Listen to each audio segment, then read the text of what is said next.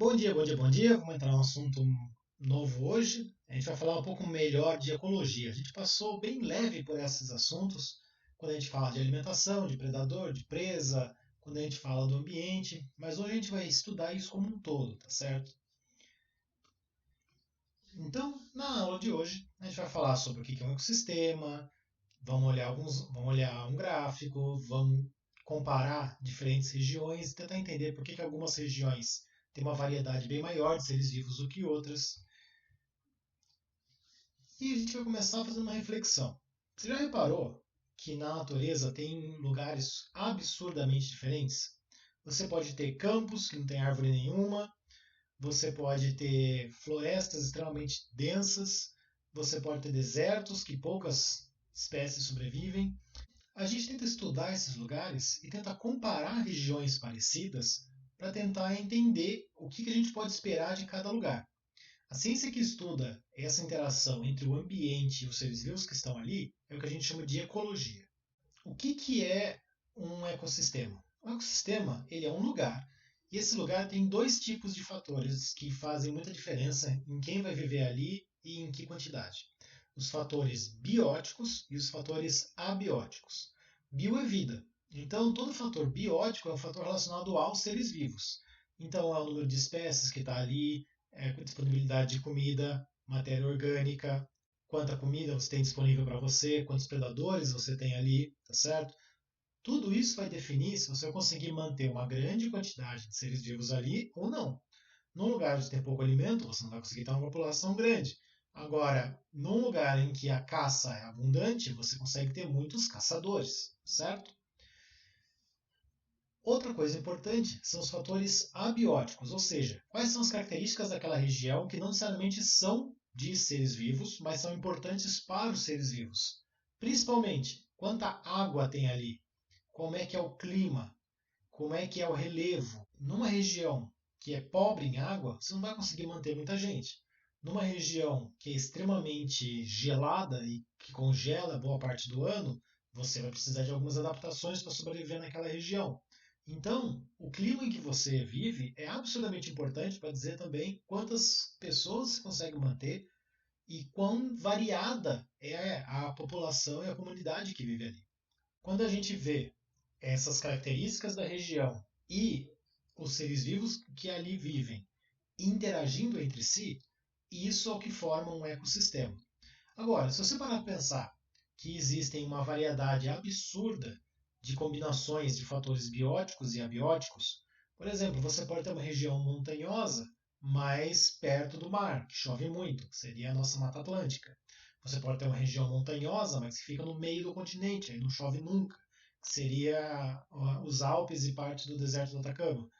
Você pode ter uma região que é uma planície enorme, mas ela é uma planície na linha do Equador, e aí a umidade e o calor lá são constantes, e tem muita vegetação, a vegetação transpira, é a nossa Amazônia. Ou você pode ter uma enorme planície também, mas ela fica numa região próxima aos polos, ao Polo Norte. Então o vento que vem lá é um vento gelado e o vento seco. Então você não consegue manter floresta nenhuma, que seriam os campos na Rússia. A quantidade de opções que você pode montar isso é absurda. Mas a gente percebe que existem grandes regiões que têm características parecidas e como elas ficam relativamente próximas, os seres vivos que estão numa região conseguem migrar para outra. Então, a fauna dos dois vai ser um pouco parecido. Os pássaros vão poder levar semente de um lado, de um lugar para o outro. Dessa forma, a gente tem vários ecossistemas que são bastante parecidos e são interligados. Esses vários ecossistemas muito semelhantes a gente chama de bioma. A Amazônia ela não é uma floresta extremamente uniforme, não importa onde você for, vai ser tudo igual. Mas os ecossistemas que estão ali são parecidos o suficiente para a gente agrupar tudo num grande bioma chamado Amazônia. Você tem pedaços da Amazônia que alagam, você tem pedaços da Amazônia que são sempre secos. Mas, mesmo assim, a floresta é muito parecida aos dois lados. Vai ter diferenças cada um. Então, esse lugar que alaga, por exemplo, você vai ter árvores que tem uma raiz que ela sai do chão, e aí são raízes aéreas. Por outro lado, você vai ter várias coisas em comum, por exemplo, o fato da Amazônia nunca ter uma estação seca, e aí as árvores não perdem as folhas, o fato da quantidade de variedade de árvores ser absurda, a quantidade de pássaros, macacos e coisas do gênero também ser enorme. Então você tem pequenas diferenças, mas o geral continua sendo uma coisa só. Então isso a gente chama de bioma. E nós temos alguns biomas que são os mais comuns no mundo, tá certo? Então isso aqui é um mapa mundi, e aqui a gente consegue ver algumas coisas. Repare que a linha do Equador é a parte mais quente do nosso planeta. Conforme você vai indo para o Polo Norte ou para o Polo Sul, você vai ficando mais frio, tá certo? E aí o que acontece? Nós temos a maior parte das nossas florestas aqui nessa região tropical, que é esse verde aqui. Essa é a região que tem maior biodiversidade do planeta, tá certo? Conforme a gente vai indo mais para longe, começam a aparecer as florestas temperadas, que são florestas um pouquinho diferentes, que eu já vou falar sobre elas. Conforme a gente vai mais longe, a gente tem a taiga, ou floresta de conífera, que é a floresta dos pinheiros. Conforme a gente vai chegando bem perto lá do gelo permanente, a gente tem a tundra, que vocês vão ver, é o primeiro bioma que a gente vai estudar agora.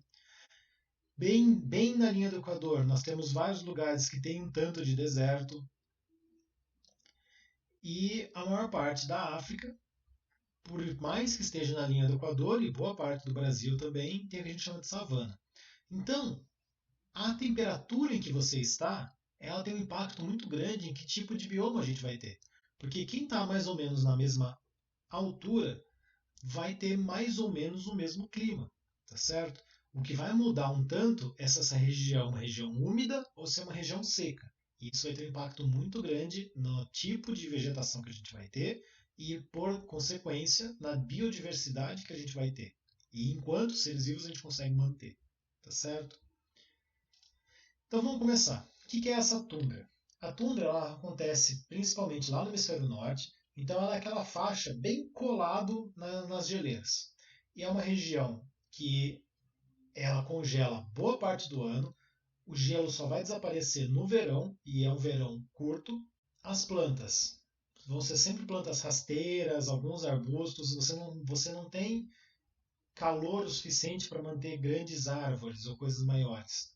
O solo ele é muito seco, tem animais que vivem ali, mas quando chega o inverno, a maioria deles migra para o sul e vai em busca de uma região mais quente. Existem insetos que vão hibernar e vão ficar inativos durante o frio e no verão eles voltam. Se você vai um pouquinho mais para o sul, você tem a taiga ou floresta de coníferas, que é basicamente onde surgiram os pinheiros, tá certo? É a terra natal dos pinheiros. Então ele acontece principalmente no hemisfério norte, um pouquinho ao sul da tundra. As plantas típicas são coníferas, são essas plantas que elas não são ramificadas que nem as árvores que a gente conhece aqui no Brasil. Elas são árvores altas e que os galhos vão saindo, tá certo? É de um grupo chamado Gimnospermas, que a gente vai ver com mais calma no terceiro ano, mas é um grupo que não produz frutos, então a pinha, por exemplo, ela é uma forma de resistência, porque ela vive num ambiente que é muito extremo. Essa região tem um clima muito frio também, o inverno é rigoroso, mas as estações quentes são um pouco melhores, um pouco maiores do que as da tundra. Então a planta tem tempo suficiente para crescer e se tornar uma planta maior. O solo ele é muito raso, mas essa região ela tem bastante matéria em decomposição e a maior parte das plantas ela mantém as folhas verdes mesmo durante o inverno. Mas ela consegue fazer isso porque a vegetação dessa floresta é extremamente adaptada para o frio. Então o que acontece? Quando você olha a folha do pinheiro, ela é uma folha toda reta, toda fina, justamente para aguentar os ventos gelados que vão passar por lá.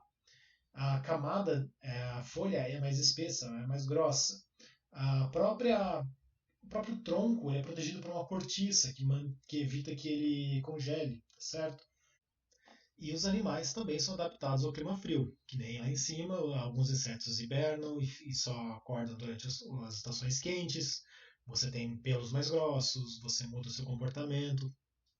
A próxima região, que fica um pouco mais ao sul, ela tem um clima um pouco mais ameno do que a floresta de coníferas, porém ele é muito mais seco. Então, por mais que o clima dele seja melhor, o fato dele ter um clima seco faz com que você tenha um solo bastante rico, já que a chuva não vai lavar os nutrientes desse solo, porém você não consegue manter plantas muito grandes. Então, geralmente você vai ver nesses campos, aqui no Brasil a gente chama de pampas. Lá nos Estados Unidos eles chamam de pradarias e na Ásia eles chamam de estepes. É a terra onde surgiu a Mongólia, do Gengis Khan, que ataca a China e tal. Eles vivem nesses grandes campos que possuem vegetação muito rala. Você tem alguns grandes mamíferos que vão viver ali, então é uma região onde muitos povos é, usavam o estilo de pastoreio para sobreviver, ao invés de plantar. Mas isso não quer dizer que é uma região desprovida de vida. É só que as plantas lá são plantas mais resistentes, então elas são geralmente as gramíneas. Quando você tem uma região um pouco mais úmida, você consegue ter plantas um pouco maiores. Conforme a gente continua avançando na direção da linha do Equador, a gente chega numa região que é a região de clima temperado, ou seja, a região um pouco mais fria, mas com invernos bem menos rigorosos do que a gente está acostumado, regiões que já não vão ter neve com tanta frequência. E aí nós temos o que a gente chama de floresta temperada, que ela pode ser de duas formas, ou a pluvial ou a sazonal. O que muda? A quantidade de chuva. Tá? Então, a floresta temperada pluvial é uma floresta que ela é muito úmida, ela chove o ano inteiro, e como chove o ano inteiro, ela consegue manter as folhas ricas o ano inteiro. Já a floresta sazonal, ela tem estações bem marcadas e tem alguns períodos de clima frio e seca. Então, é muito comum você ver na floresta sazonal essa vegetação toda colorida, conforme várias dessas árvores vão perdendo as folhas, aquela folha que fica marrom, avermelhada, é uma folha que está morta e vai cair no chão. A gente tem essa vegetação na América do Norte, no Chile, na Austrália, na Nova Zelândia. A biodiversidade é grande, porque você, como tem uma floresta que é uma floresta vasta, você tem vários estratos na floresta, ou seja, você tem plantas rasteiras, plantas um pouquinho maiores, plantas mais altas, e inclusive na floresta temperada a gente encontra as maiores árvores do mundo, que são as sequoias. Você consegue ter árvores com mais de 100 metros de altura, é maior do que muito prédio por aí.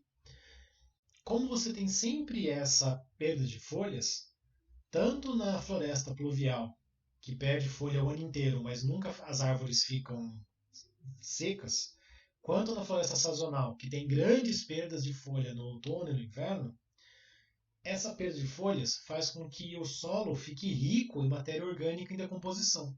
Então, a própria floresta aduba o solo que ela vai usar. E isso faz com que ela recicle os nutrientes e consiga manter uma grande população. E aí você consegue manter uma grande quantidade de espécies e diversidade. A maioria de nós, quando pensa na África, pensa em savana, tá certo? É a terra do Rei Leão. E essa savana, ela acontece não só na África, mas ela acontece nos Estados Unidos, ela acontece na Austrália, acontece na Ásia e acontece no Brasil. Então, a savana é uma região que possui um clima muito quente, só que chove muito pouco. E como você tem secas muito intensas, você vai ter uma vegetação extremamente endêmica, ou seja, uma vegetação extremamente adaptada àquela região e adaptada a sobreviver às secas. Então, aqui no Brasil, nós temos uma vegetação que é resistente a fogo, porque durante a seca tem muitos incêndios naturais. Elas são de pequenos portes, elas perdem as folhas durante a seca para não ficar perdendo água. Tá? O solo, como ele não tem muita matéria orgânica, ele acaba sendo um solo mais pobre, então isso também dificulta com que você mantenha uma floresta muito grande. Os animais, tem uma adaptação extremamente interessante, que é o fato de, se você não tem onde se esconder, o melhor jeito de você se proteger é andar em bando, porque daí um predador vai ter muito mais dificuldade em te atacar se ele tiver que arriscar a chifrada de muita gente. Passando as savanas e chegando finalmente à linha do Equador, nós temos os desertos. Quando a gente pensa em deserto, deserto é uma região que é seca. Esse é o fator primordial. Nem todo deserto é feito de dunas, feito de aquela areia molinha. Você tem muitas regiões que são desérticas, simplesmente porque o solo ele é todo quebrado, ele é todo rachado e rico em salinidade. Então, quando a gente pensa em deserto, a gente pensa no Saara. Mas nós temos um dos desertos mais salgados do mundo, que é o deserto do Atacama, que fica aqui no Chile. E se você olhar a Caatinga brasileira, ela não é um deserto ainda, mas ela tem sofrido um processo de desertificação, conforme a gente vai abusando do solo. A gente vai conversar isso mais nas aulas de impacto humano. Mas, não sei se vocês já ouviram falar, nós temos algumas dunas aqui no Brasil, o que gera inclusive uma forma de turismo que é passear de buggy nas dunas no Nordeste. O deserto não é desprovido de vida. Você tem plantas e você tem animais. Só que as plantas, elas são extremamente adaptadas ao ambiente seco. Geralmente elas vão ter a folha modificada ou reduzida. Então quando você olha para um cacto, aquela parte verde do cacto que você está olhando é o tronco dele. E é o tronco do cacto que faz fotossíntese, porque o tronco é verde. As folhas foram modificadas para virar os espinhos. Então, você pegou uma adaptação, você tinha uma grande folha, que na Amazônia é ótimo, porque daí pega bastante sol, só que no deserto, essa folha grande e ótima vai tomar muito sol na cabeça. E isso vai fazer com que ela resseque e perca muita água. Então, o cacto, ao longo da sua história evolutiva, sofreu uma pressão para adaptar essas folhas, virando os espinhos, e você também tem plantas com raízes extremamente profundas e capacidade de armazenar água por grandes períodos de tempo. Outra adaptação interessante é que muitas das plantas que vivem no deserto, elas vivem por um curto período de tempo, que é durante a estação chuvosa, que não acontece necessariamente todo ano. Então, essa planta, quando começa a estação de chuvas, ela vai germinar, vai crescer, vai se reproduzir, vai gerar sementes, e a semente vai ficar, porque quando acabar a estação chuvosa e voltar a estação seca, a planta vai morrer. Então ela passa toda seca na forma de semente, e quando começa as chuvas, ela germina e aí faz o seu ciclo de vida. Você também tem algumas adaptações bem interessantes nos animais. Você tem animais que têm o hábito de se enterrar durante o dia, você tem animais que têm alterações na forma de se movimentar. Então eu vou colocar aqui um vídeo para vocês verem de uma serpente que sofreu uma pressão evolutiva e ela se move de uma maneira bem interessante para evitar o contato com o solo.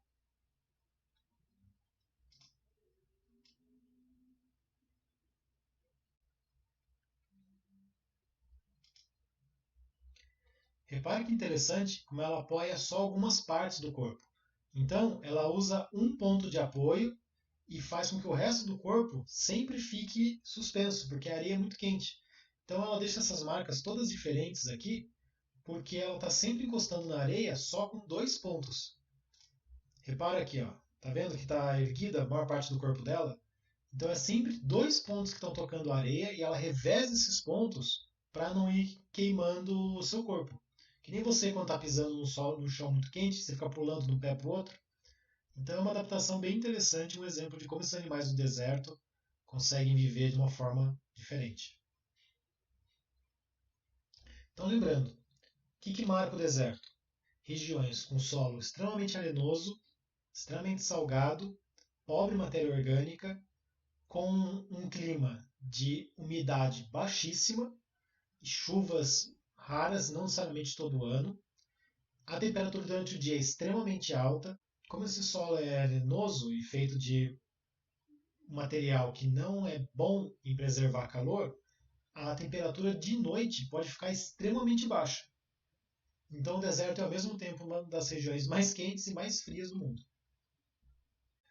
E por último, a gente vai falar sobre o ambiente que a gente conhece muito bem, que são as florestas tropicais. Elas acontecem mais próximo da linha do Equador, são muito comuns aqui na América do Sul, na América Central, algumas partes da África e algumas partes da Ásia também. A nossa floresta tropical ela tem o ecossistema mais rico em biodiversidade do planeta. É considerado que a Amazônia tem mais espécies vegetais do que toda a Europa junta. Se eu não me engano, a Mata Atlântica, que está toda devastada, a gente vai falar sobre ela nas próximas aulas, também tem mais espécies de planta do que a América do Norte inteira. Então, a nossa biodiversidade é extremamente rica. Por quê? Porque você está falando de uma região com muita água, calor e uma grande quantidade de espécies vegetais que também estão o ano inteiro verdes, perdem as suas folhas ao longo de todo o ano e ela se aduba. Então, a perda dessas folhas faz aquela camada que eu falei de folhas secas, que a gente chama de humus. E isso mantém a floresta rica. Nós também temos aqui nessa grande diversidade várias camadas que são as plantas mais baixas, médias, por aí vai. E aí então você tem animais que vivem em camadas diferentes, tendo mais ambientes e mais comida, a gente consegue manter maior população e maior diversidade de populações. Então, é extremamente importante a gente preservar essas florestas tropicais, porque elas têm uma quantidade tão grande de seres vivos que nós não catalogamos todos ainda. Nós não sabemos que potenciais fármacos, que adaptações. A nossa floresta amazônica ela é um depósito de DNA gigantesco. Numa era que a gente está aprendendo a trabalhar DNA e passar DNA de uma espécie para outra, desmatar isso daqui e causar um grande estrago é um perigo, é um problemaço. Então a gente vai conversar um pouco mais sobre os biomas do Brasil nas próximas aulas para discutir o que a gente está fazendo com a natureza que a gente tem aqui no nosso país, certo? Mas esses são aqui os grandes biomas do mundo. É curioso a gente pensar, porque a gente acha que o mundo inteiro é rico em água que nem o Brasil, não é. A quantidade de água tem um enorme impacto na quantidade de seres vivos que você vai conseguir sustentar naquele lugar e faz a gente poder pensar um pouquinho mais quão rico é o nosso país e o quanto a gente está desperdiçando isso. Então, nas próximas aulas a gente continua falando sobre isso. Bom estudo, responda o formulário. Tchau!